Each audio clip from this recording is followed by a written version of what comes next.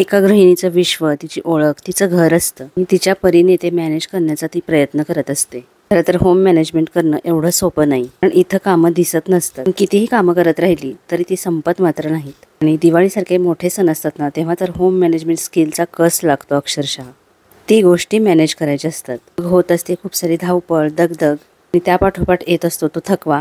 पण या थकण्यामध्ये सुद्धा एक वेगळाच आनंद असतो, नाही का? म्हणजे या सगळ्या गोष्टी आपल्या घरासाठी करतानाचा एक वेगळाच आनंद असतो. थकवा येत असला, धावपळ होत असली, दगदग होत असली तरी सुद्धा या सगळ्या गोष्टी आपल्याला करायच्या असतात. हाय, नमस्कार मैत्रिणींनो, कशा आहात सगळ्या? आता दिवाळीची दगदग तर संपली असेल आणि मी मात्र हा दिवाळीच्या आधीचा ब्लॉग टाकते. खरं तर हा ब्लॉग टाकायला थोडासा उशीर, थोडासा नाही खरं जास्तीचाच लेट झालाय. तुम्ही समजूच शकता की किती धावपळ होत असते आपली. सगळं मी शूट केलेलं, पण त्याचा व्हिडिओ बनवून अपलोड करायचं मात्र राहून गेलं, कारण एडिटिंगसाठी वेळच नव्हता. किती धावपळ होत होती हे तर तुम्हाला माझ्या चेहऱ्यावरून समजतच असेल.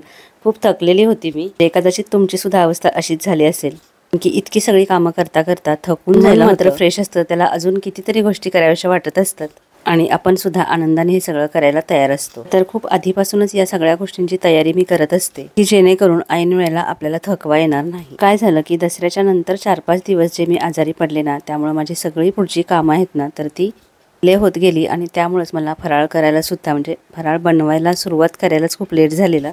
तर असं जेव्हा होतं ना, तेव्हा आपली खूप चिडचिड होते. आपल्याला सगळी कामं डोळ्यासमोर दिसत असतात तरी सुद्धा मी शांत राहिले. म्हटलं आधी आपण थोडासा आराम करूयात आणि मग नंतर सुरुवात करूयात कामाला. तर ह्या सगळ्या गोष्टी आपण विकत सुद्धा आणू शकतो. आपल्यातली जी सुगरण आहे ना, तर ती गप्पा बसत नाही. सगळं मलाच करायचं आहे असं वाटत राहतं. म्हणूनच म्हटलं थोडे तरी पदार्थ आपण हे घरीच बनवूयात. आणि दिवाळीचे पदार्थ असे छान न बिघडता बनतात ना, तेव्हा मनाला एक वेगळीच शांती मिळते.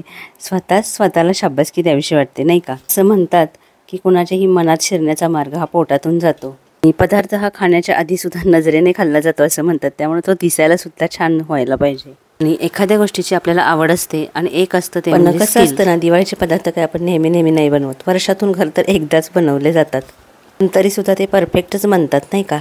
म्हणजे माझ्याकडून तर असं कधीच नाही झालंय की दिवाळीचे पदार्थ बिघडलेत. आणि खूप आधीपासूनच हे सगळे पदार्थ मी बनवते असं पण काही नाही. खरं सांगू का, जर लग्न झालं ना तरी सुद्धा मला काही स्वयंपाक येत नव्हता. म्हणजे हे पदार्थ तर लांबच राहिले, नेहमीच आपला स्वयंपाक सुद्धा, कारण कधी करण्याची वेळ आली नव्हती. शिक्षणानिमित्त बाहेर राहिलेली, घरी एकुलती एक म्हणून लाडूबाई. तरी सुद्धा बघा, आपल्याला आवड असेल ना, हळूहळू आपल्याला आवड निर्माण होते आणि आपण इतके त्याच्यामध्ये एक्सपर्ट होतो ना. म्हणजे आता बघा, हे सगळे पदार्थ बघून कोणाला खरं वाटेल का की मला आधी काही येत नव्हतं? तर असं काही नसतं. पण ठरवलं ना तर प्रत्येक गोष्ट आपण परफेक्ट करू शकतो. फक्त त्या गोष्टी शिकण्याची जबरदस्त इच्छा. हे सगळं केल्यामुळे आपल्याला काही अवॉर्ड वगैरे मिळणार नसतं. आपल्या मनाचा ना तो एक आनंद असतो आणि जेव्हा आपण बिझी असतो ना, तेव्हा खरं सांगायचं तर सगळ्यात जास्त आनंदी राहतो. आणि हे सगळं आपण करत तर असतो, पण मनामध्ये असंख्य विचार चालू असतात आणि प्लॅनिंगसुद्धा. आता हे बेसन भाजून झालं आणि थोडंसं थंड व्हायला ठेवलं, त्याच्यामध्ये पिठी साखर टाकून मग वळायचे होते लाडू. तर विचार करत होते की आता हे झाल्यानंतर चकलीचं पीठ मळू काय. म्हणजे एका बाजूला असं वाटत होतं की नको, खूप थकायला होईल, पण आता वेळसुद्धा नव्हता, कारण दुसऱ्या दिवशी धनत्रयोदशी होती.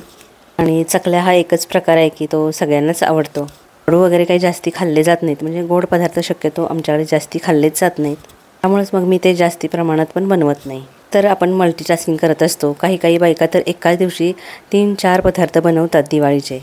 पण मी असं कधीच नव्हते करत, कारण की मी प्लॅनिंग केलेलं असायचं की या दिवशी हाच पदार्थ करायचा म्हणून. उद्देश एवढाच की जास्ती थकायला नको.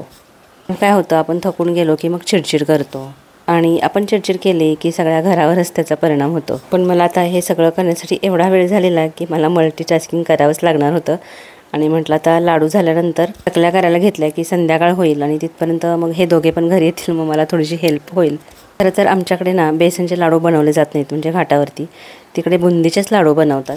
बेसनचे कोणी जास्ती शक्यतो बनवत नाही. आणि खरं सांगायचं तर हे बेसन भाजून हात किती दुखून येतात ना. पण असा छान पदार्थ बनलेला बघितला की मग थकवा कुठच्या कुठे निघून जातो.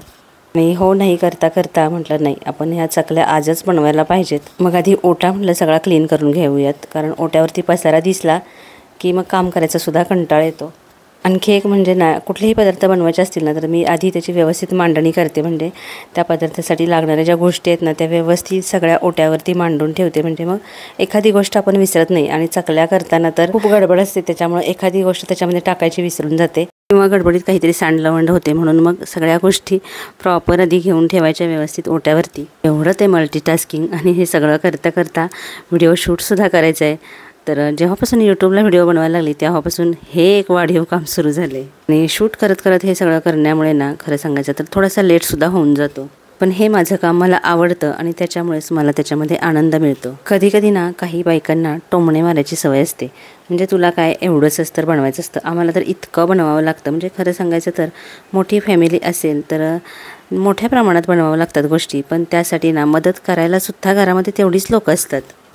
आणि कुठलाही पदार्थ जास्त प्रमाणात करा किंवा कमी प्रमाणात, प्रोसेस तर तीच असते. आणि एक जणी तर मला बोलली की कशाला हे सगळं करत बसायचं, सगळं विकत मिळतं हल्ली. मी म्हटलं मला आवडतं हे सगळं करायला. आणि यापेक्षा महत्त्वाचं जर मी काही काम करत असते, म्हणजे जेव्हा आपण जॉब करत असतो तेव्हा आपण काही अर्निंग करत असतो, तेव्हा कदाचित नाही वेळ मिळत हे सगळं करण्यासाठी. पण आता माझ्याकडे वेळ आहे तर मी चकलीची तयारी सुरू केली. चकल्या करायला खरं सांगायचं तर खूप वेळ लागतो. आणि चकलीची भाजणी आहे ती मी घरीच बनवते, तुमच्याशी शेअर केलेली. तर जे पीठ दळून आणलेलं ना थोडं जास्त प्रमाणातच आणते मी, कारण शिल्लक जरी राहिलं ना तर त्याच्यापासून नंतर चकल्या करायच्या म्हटल्या तरी होतात, किंवा थालीपीठ वगैरे पण आपण बनवू शकतो. मी केलेल्या चकल्या सगळ्यांनाच आवडतात, त्यामुळे मला जरा त्या जास्ती प्रमाणात कराव्या लागतात. तर इथं मी 3 मोठे बाऊल असतात तर ते भरून हे पीठ घेतलं आहे. आणि ओवा, तीळ, हळद, मीठ हे सगळं टाकलं आहे, तिखट. आणि इकडं कोकणामध्ये उकड काढून करतात चकल्या, पण त्यामुळे ना चकल्या तेलकट होतात, म्हणजे तेल पितात. तर मी आता आमच्या घाटावरची जी पद्धत आहे चकल्या करण्याची, तर त्याच पद्धतीनं पीठ मळते. तर मोहन घेतलं आहे इथे आणि गॅसवरती पाणीसुद्धा गरम करायला ठेवलं आहे. थोडं पीठ जास्ती आहे त्यामुळे मग 2 भागामध्ये करून मग मी ते मळून घेणार आहे. किती छोट्या छोट्या गोष्टींचं पण प्लॅनिंग करायला लागतं ना, विचार करायला लागतो. आणि हे करताना ना माझ्या मनामध्ये काही विचार चालू होते. म्हणजे मी विचार करत होते की मी कधी अशी बनत गेले. म्हणजे आपल्याकडे जेव्हा छान असे पदार्थ बनवले जातात तर तेव्हा तिला सुगरण असं म्हटलं जातं. आणि प्रत्येक स्त्रीचा सुगरण बनण्याचा हा प्रवास कधी सुरू होतो तिचं तिला सुद्धा कळत नाही. एक मात्र खरं की या सगळ्या गोष्टी करण्यासाठी ना एनर्जीची गरज असते, पण हळूहळू एजनुसार ती कमी होते असं जाणवतं. पण दुसऱ्या कोणाला तरी या सगळ्या गोष्टी करताना बघून आहे ना खूप मोटिवेशन मिळतं. म्हणजे तुम्हाला माहिती असेल की नाही माहिती नाही, पण इन्स्टाला ना श्वेता सकोडे म्हणून आहे आणि ती ऑस्ट्रेलियात राहते. आणि आपल्याकडचे महाराष्ट्रीयन सगळे पदार्थ ती एवढे छान बनवते, एवढ्या मोठ्या प्रमाणात बनवते. आणि त्याशिवाय प्रत्येक पूजासुद्धा एवढी सुंदर मांडलेली असते ना की तिची ती एनर्जी बघूनच थक्क व्हायला होतं आणि आपल्यालासुद्धा खूप मोटिवेशन मिळतं. आता मी तिला अरे तुरे म्हणते आहे, कारण की ती माझ्यापेक्षा लहानच आहे. आणि ती ज्या प्रकारे पूजा वगैरे म्हणते, सगळे सणवार साजरे करते ना की ते बघूनच वाटतं कशी हे सगळ्या गोष्टीचं प्लॅनिंग करत असेल, हे सगळं जॉब करून ती कसं मॅनेज करत असेल. आणि असं करताना आपण कुणाला तरी बघतो ना तेव्हा आपल्याला सुद्धा आपसुकच मोटिवेशन मिळतं.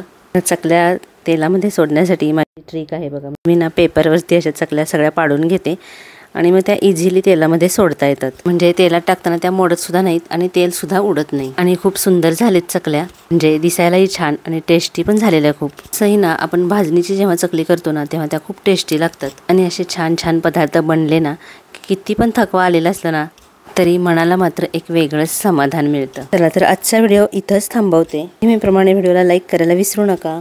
पुन्हा भेटूया एखाद्या छानशा व्हिडिओसह.